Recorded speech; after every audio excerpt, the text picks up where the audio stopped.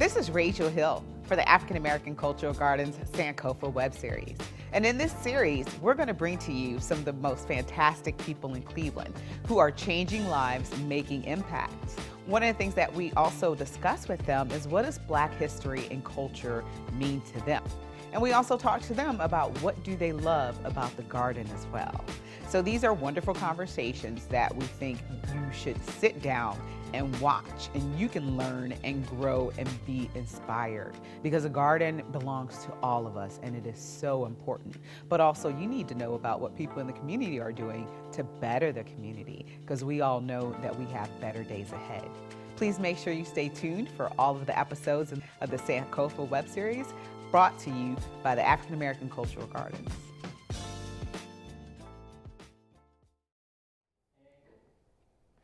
Lift every voice and sing till earth and heaven rings, full of the harmonies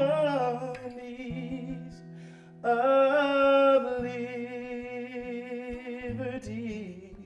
Let our rejoicing rise high as the listening skies. Let it resound loud as the rolling sea.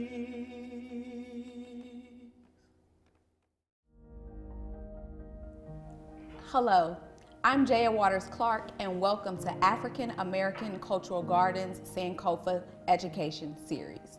I have with me the first African American woman mayor of the city of Maple Heights, Mayor Annette Blackwell.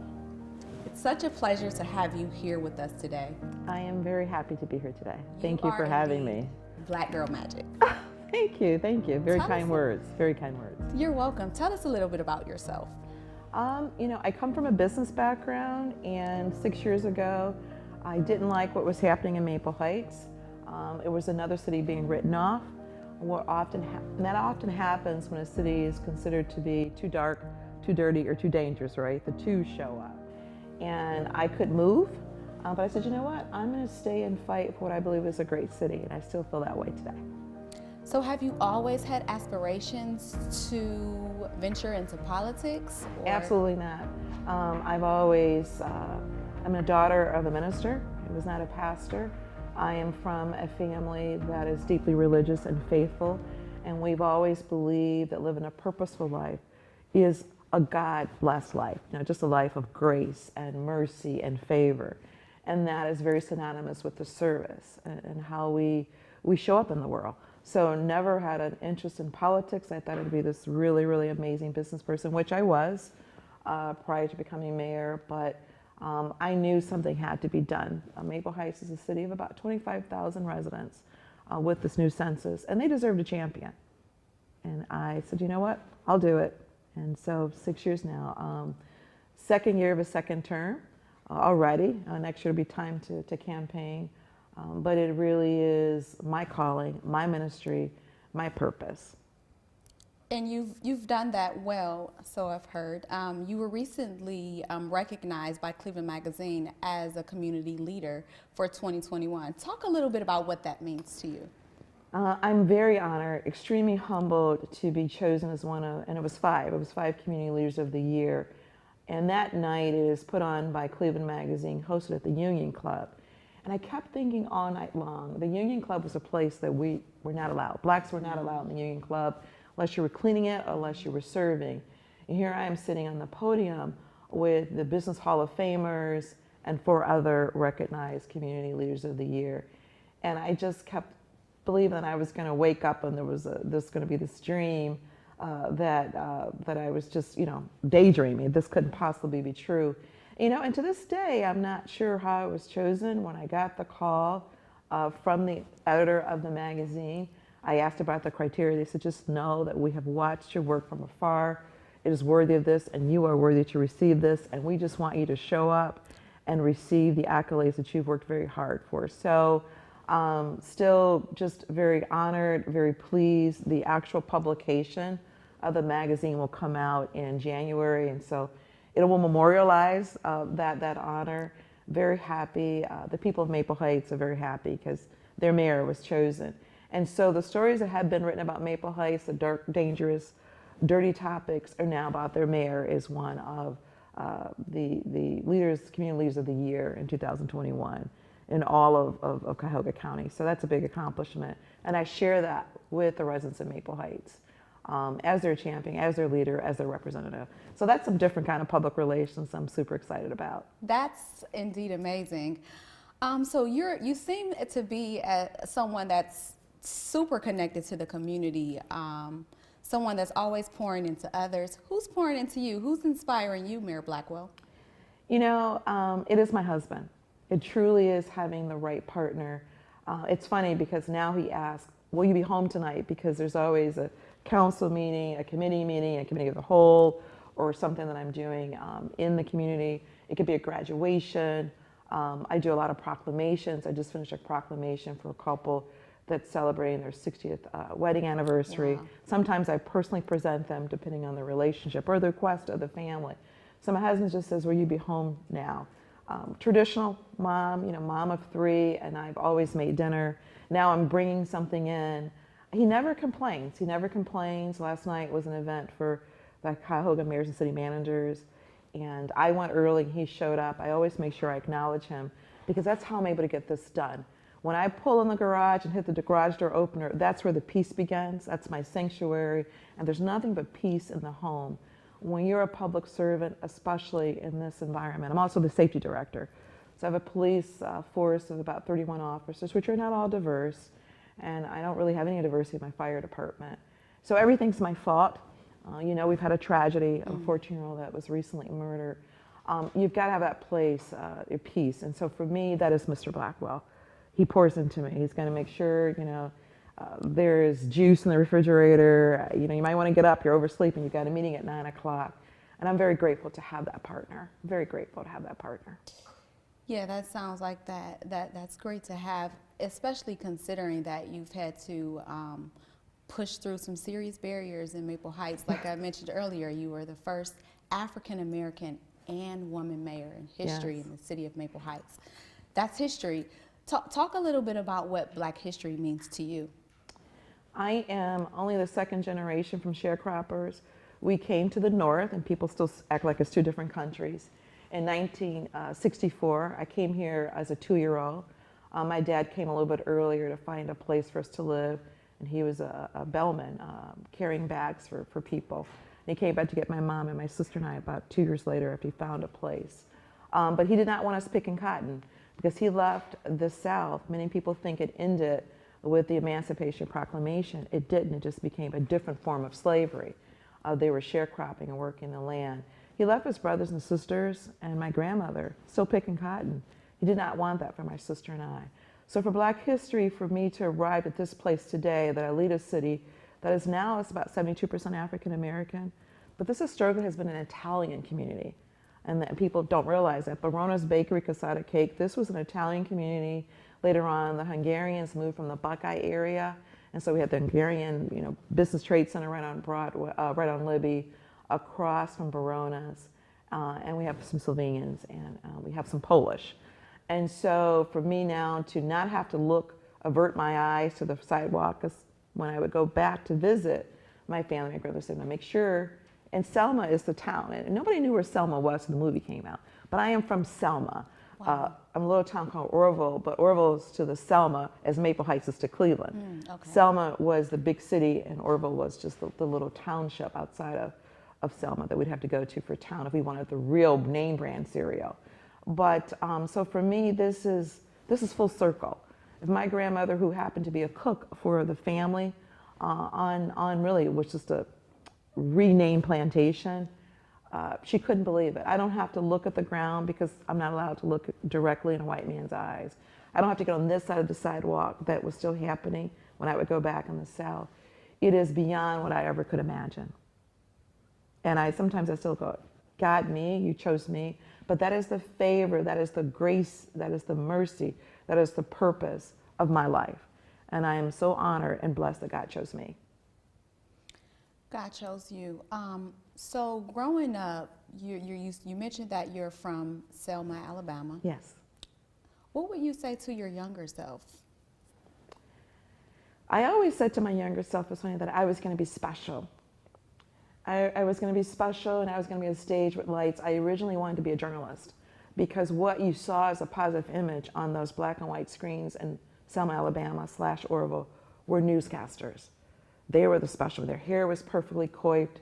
They spoke what they said said the right words, and they had great English. So I said I was going to be special, and I'm saying to myself as an older woman now, I am special. I've always been special. But to escape from what my reality was in front of me, I just told myself in my make-believe world that I was going to be special. And so to have it come to this place, come to fruition, I'm special only in the way that God's chosen me to do some amazing work and change some perceptions in Maple Heights and show that people of color are just as good as we can lead. We're worthy, and we're pretty talented people, and we can lead. So the isms that I face daily, the racism and sexism is alive and well. I overcome that by winning. And the Cleveland Magazine Leadership Award was just an example of winning to show people, let's get rid of the isms, the way you overcome the racisms and sexism as you win. And you do it in a way that's undisputed. So speaking of winning, for so long, so there's the Cleveland Cultural Gardens, right? And there's all of these different ethnicities that are represented in the gardens, and we weren't there for quite some time. We weren't represented there for quite some time. And we finally have a presence there. Talk a little bit about what that means to you. It means arrival. It means our journey is being recognized and archived in a way that the present generation, my young children, I have a daughter, my youngest daughter is 20, my youngest child is 23, my daughter. My grandchildren, I'm a mother of 5 grandchildren, I have 3 grandsons and 2 grandchildren. It's a way for the stories they've lived and seen, because they go back to the South, our annual, now we're doing every other year family reunion. They get to see in a way that is done very well. I mean, the gardens are beautiful. And a beautiful space, a very difficult, dark story is being told in a very beautiful space. And a space that's been memorialized intentionally, artfully, and proudly. We can be proud of it. We're there in this garden at a very difficult, long, painful journey in a way that's artistic and I think revered, appreciated, and long overdue, and so well deserved. You're right, very well deserved. So if you had to encourage our community or tell them anything, what would that be? Go visit, support, engage, be inspired, be remembered in a way that we were great kings and great queens, and we still are. Let's embrace that history. Sometimes we get stuck with our history and we have one focus of our history, when we were slaves. We weren't always slaves. We've always been the first man, first woman, on the great continent of Africa. We've migrated from dynasties, and we've reigned in difficult conditions and parts of the world. We've won in wars. We've had many, many victories. And when you stand in a place that's sacred and designed just for us, a space for us, it's a place of, I belong here and I'm good enough. I've always been good enough. It reminds us of how special we are. And you need to go and understand how special you are. Certainly as the mayor and safety director of Maple Heights, I unfortunately am presented with a lot of crime, domestic violence, the death of youth. Let's remember how special we are, how precious life is. It confirms that journey that we're on. It confirms a place of peace and hope and greatness. And we need to be in those spaces to do that. People may go to mosques, they may travel for enlightenment, they may travel for exposure. but a short travel right here in our own backyard helps us sometimes have those periods of enlightenment, periods, a time of affirmation by being in places that our ancestors came from and journeyed, and that story being so excellently told, so beautifully told, so prominently displayed. Got to show up to get that experience. Mayor Blackwell, it's been a pleasure speaking with you. Congratulations on your success. The first African-American woman mayor of Maple Heights. Congratulations. Thank you so much. Thank you for having me. It's been an honor to be here today. Thank you for watching the African American Cultural Gardens Sankofa Education Series. We'll see you on the next one.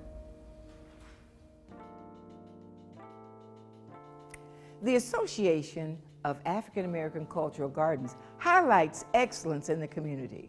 Now it's time to see if you know this excellent individual. Graduating from high school in Cleveland, he was one of the creators of the literary art form called jazz poetry. He is best known as a leader of the Harlem Renaissance. His most notable work, Harlem, starts with the line, "What happens to a dream deferred?" He was a poet of the people. He was more than just a poet, though. He was a writer in almost any genre you can think of. If you guessed Langston Hughes, then you do know.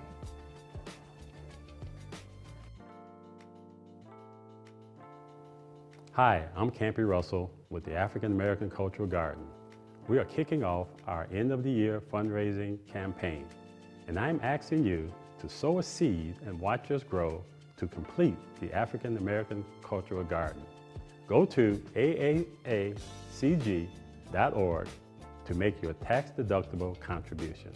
Thank you.